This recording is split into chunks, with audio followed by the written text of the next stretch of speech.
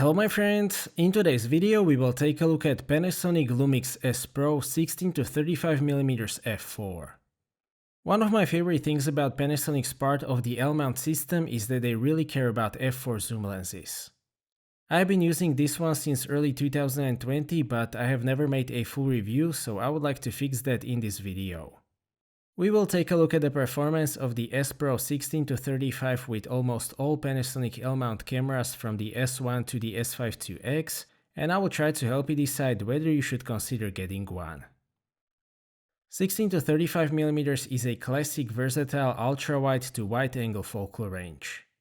It is particularly suitable for landscapes, cities, architecture, interiors, vlogging, and so on.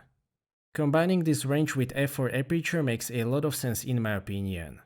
Subject separation usually isn't the top priority at these angles, and f4 isn't that bad for the low-light shooting either, especially not with Panasonic's IBIS systems in the S1 or S5 II. Panasonic 16-35 is 9.96 cm long and it weighs 500 grams. It is not the smallest or the lightest 16-35 f4, but it has some special features that make this size and weight quite impressive.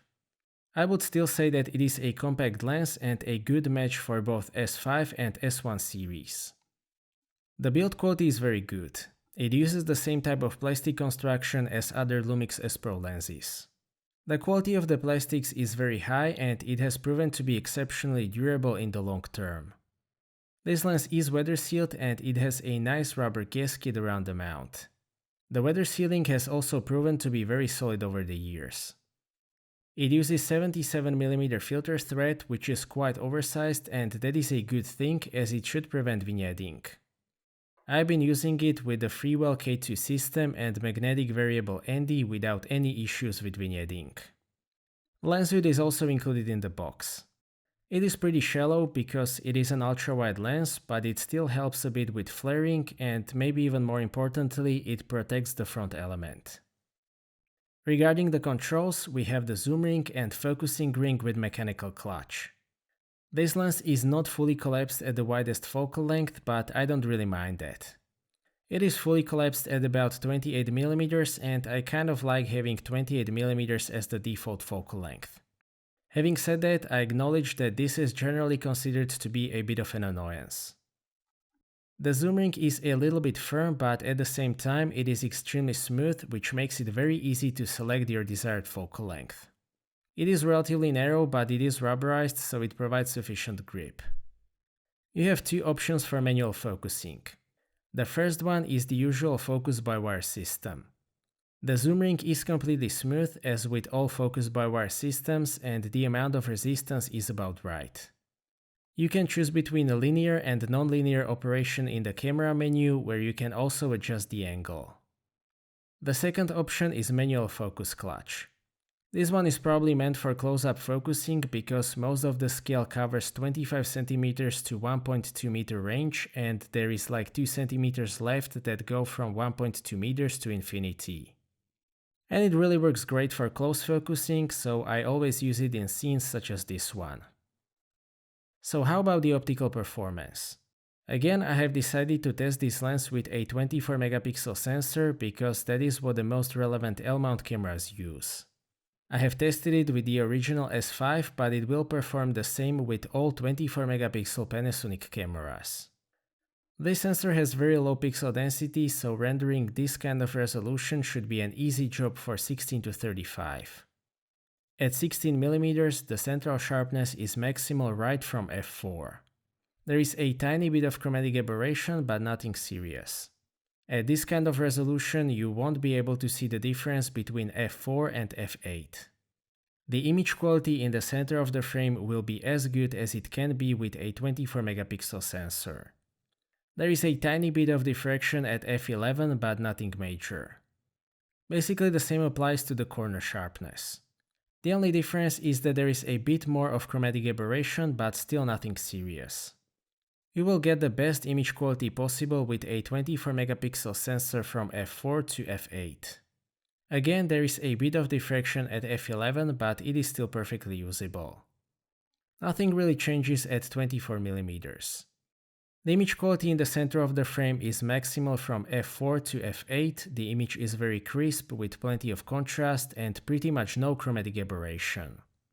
We can see a bit of diffraction at f11, but it is definitely usable. The corner sharpness at 24mm won't be limited by the lens sharpness either.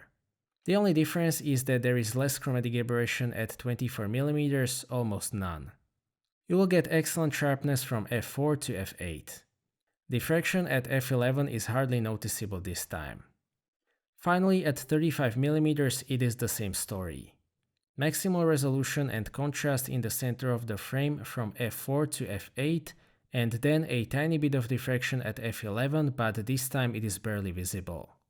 In the corners at 35mm you can't really see any difference from f4 to f8.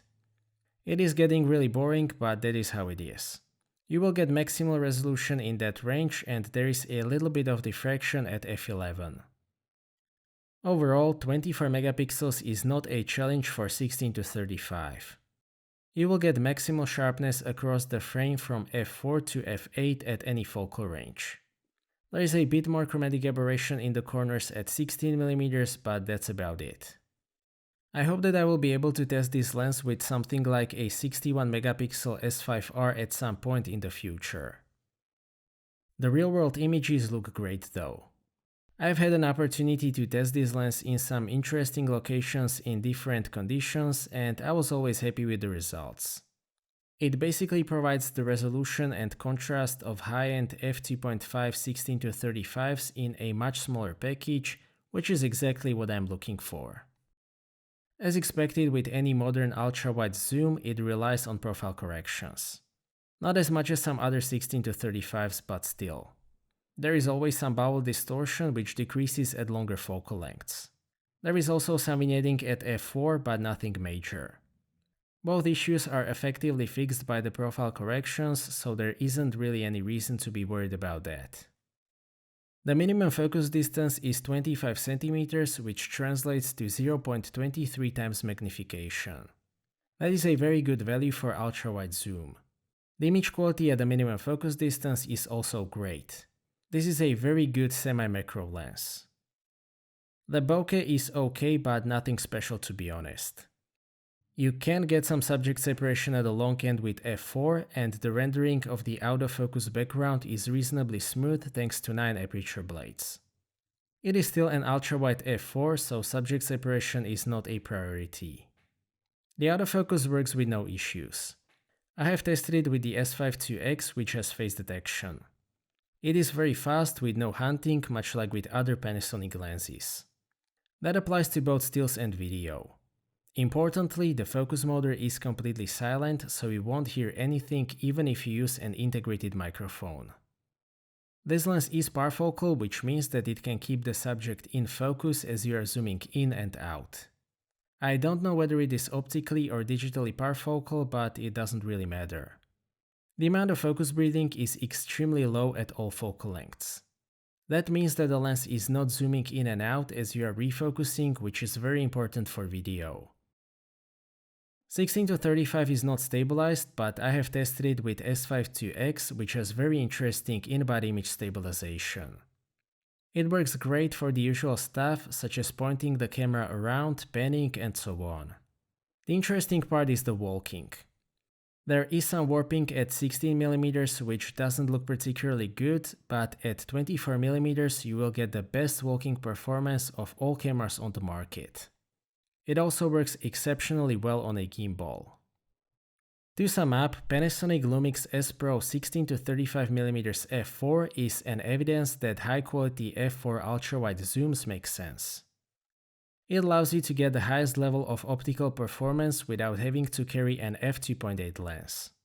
As I've explained, not everybody needs f2.8 on an ultra-wide zoom, so it is great that this option is available in the L-mount system.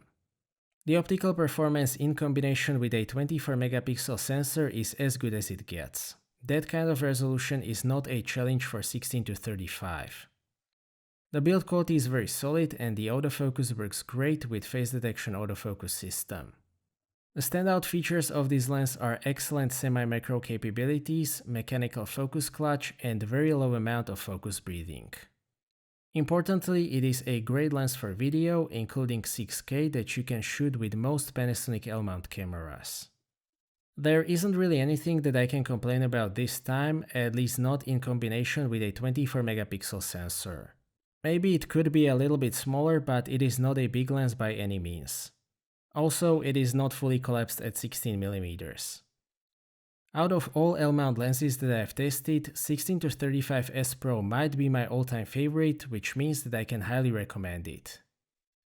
So that's it for this video, thank you for watching, I hope that you liked this video and that you have found it to be useful.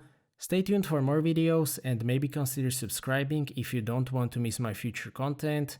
I appreciate your feedback in form of thumbs up or thumbs down. If you would like to ask anything or share your opinion, please do so in the comment section, and see you next time.